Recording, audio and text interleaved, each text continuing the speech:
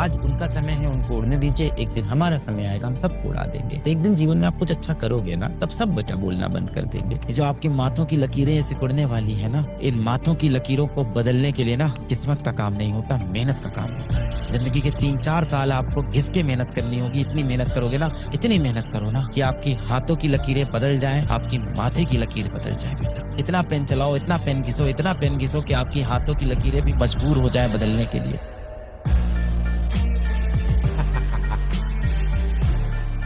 परीक्षा की तैयारी हो, कोई भी चीज की आप तैयारी कर रहे हो, कोई सफर हो आपका, आप किसी लक्ष्य की तरफ जा रहे हो, तो आपका ऐसा नहीं हो सकता है कि हर दिन आपका यूं चले।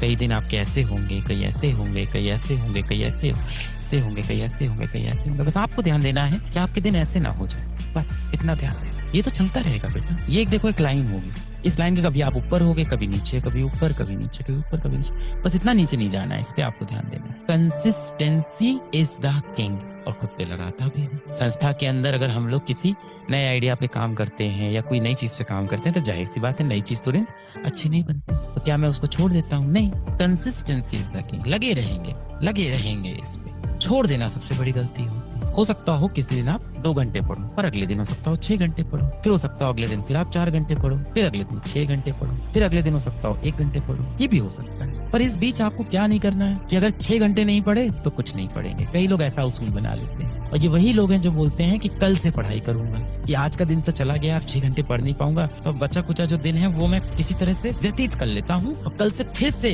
अच्छे से शुरू करूंगा, और कल से एकदम अच्छे से 6 घंटे पढ़ूंगा। फिर अगला दिन आया, अगले दिन 6 घंटे आपने पढ़ाई की, उसके अगले दिन फिर आपने 6 घंटे पढ़ाई की, अगले दिन कुछ घर में मेहमान आ गए या स्कूल में कुछ ऐसा प्रोजेक्ट मिल गया, यूं का आधा दिन गया, अब आपने कहा आप कुछ नहीं पढ़ोगे आज, अब आप अगले दिन से पढ़ोगे। फिर अगले दिन आपने कोशिश की, फिर 6 घंटे पढ़ाई की। तो ये आपकी गलत अप्रोच हो जाए। इससे अच्छा क्या है कि हाँ, पहले दिन मैंने 6 घंटे पढ़ाई की, अगले दिन हो सकता हो मेरी 4 घंटे पढ़ाई हो, अगले दिन फिर मेरी 6 घंटे पढ़ाई हो। जिस दिन मुझे कुछ 6 घंटे नहीं मिल पाया, फिर भी मैं 3 घंटे पढ़ाई करूंगा, अगले दिन फिर मैं 6 घंटे पढ़ाई करूंगा। ये 24 हो गया, 6 देखिए 18, देखो यहाँ पे आपको 1 घंटा एक्स्ट्रा मिल गया है ना। ये हो रहे 24 घंटे। यहाँ देखो आप इर्रेगुलर हो, मैं मान रहा हूँ, 1 2 3 18 4 22 3 25, 1 घंटे यहाँ फिर भी आपको एडवांटेज। तो कभी भी ये क्रॉस वाला काम मत करना कि बिल्कुल नहीं पढ़ना। भारत में लगभग ज्यादातर जो बच्चे होंगे जो कॉम्पिटिटिव एग्जाम की तैयारी करते हैं, वो मध्यम वर्गीय घर के होते हैं, मिडिल क्लास फैमिली या उससे भी नीचे से होते हैं, है ना। बहुत सारे पैसे तो आपके जीवन में है नहीं।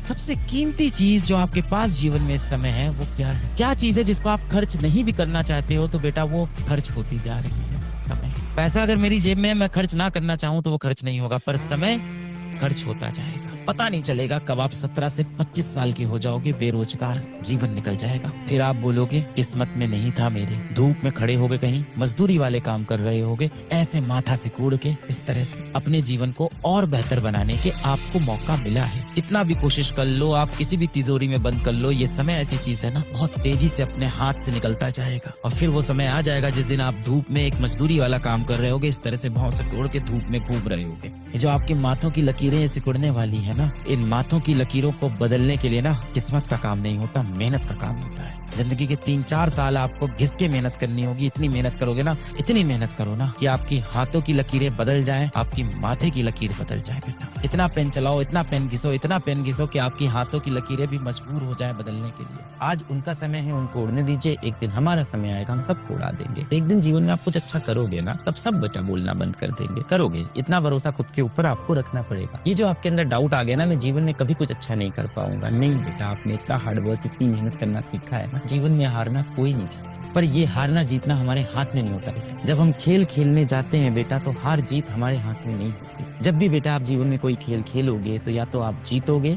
या तो आप हारोगे, सीखोगे। यही जीवन है। हमारे कंट्रोल में ये है कि हम खुद को तैयार करें और वापस आए जीवन में। हमें वापस आना होगा बेटा। आप मेहनत करोगे, फिर से आप अच्छा करोगे।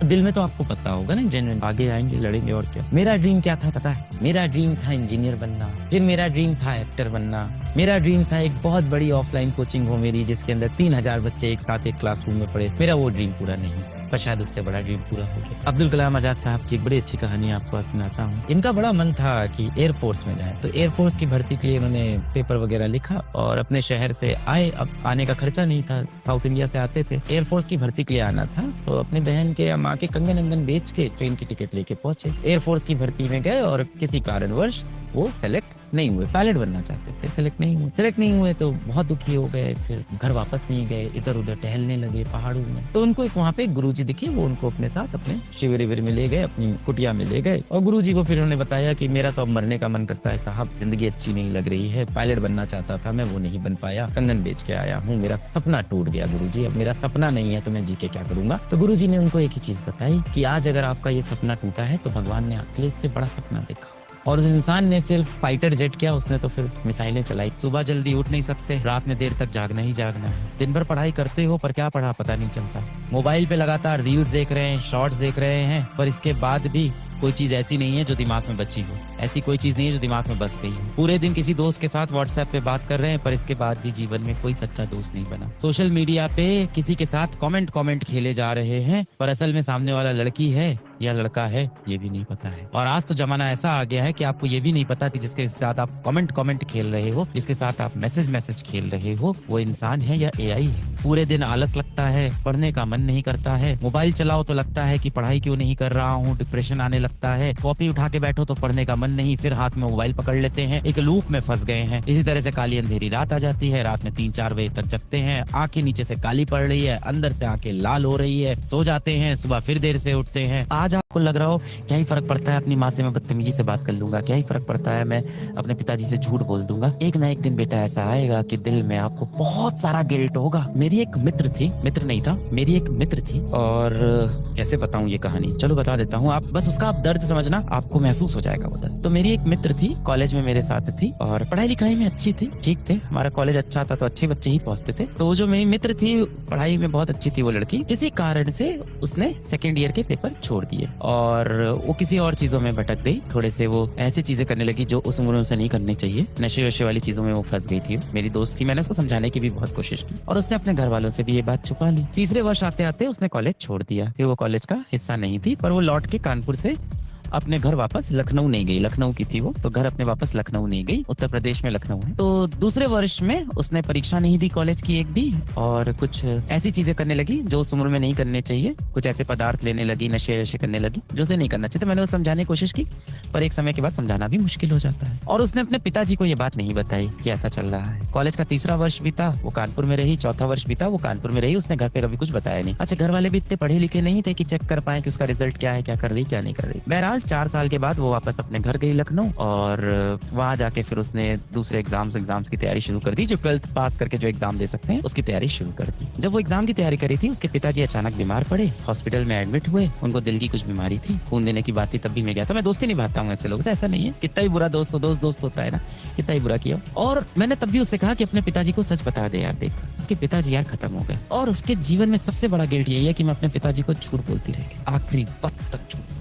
अब वो उस गिल्ट में मर रही है पूरे जीवन, बचा हुआ जीवन उसका सिर्फ इस गिल्ट में मरेगा कि मैं अपने पिताजी को आखिरी वक्त तक सिर्फ झूठ बोलती रही। मैं उनको लास्ट तक नहीं बता पाई कि पिताजी मैं कॉलेज में बिगड़ गई थी और ऐसा मैंने किया था। आज जीवन में वो बहुत अच्छा कर रही है, आज जीवन में बहुत अच्छा कर रही है, सरकारी नौकरी लग गई उसकी, 12th पास वाले सरकारी नौकरी होती है वो लगी, पर अच्छा बहुत अच्छा कर रही है, अच्छे पैसे कमा रही है, जीवन में बढ़िया कर रही है, डिस्टेंस लर्निंग में इस टाइम ग्रेजुएशन भी कर रही है, कल को वो बहुत बेहतरीन करेगी जीवन में, बढ़िया पैसे रुपए अच्छे कमा रही है। पर उसके जीवन में जो गिल्ट है ना वो नहीं मिटने वाला। ऐसा गिल्ट लेके आप मत रहो यार, जीवन का कोई भरोसा नहीं है, सच्चे दिल से रहो। माँ बाप के सिवा जीवन में कोई मोटिवेशन नहीं हो सकता, मुझे ये लगता है। उनके लिए जियो, उनके लिए काम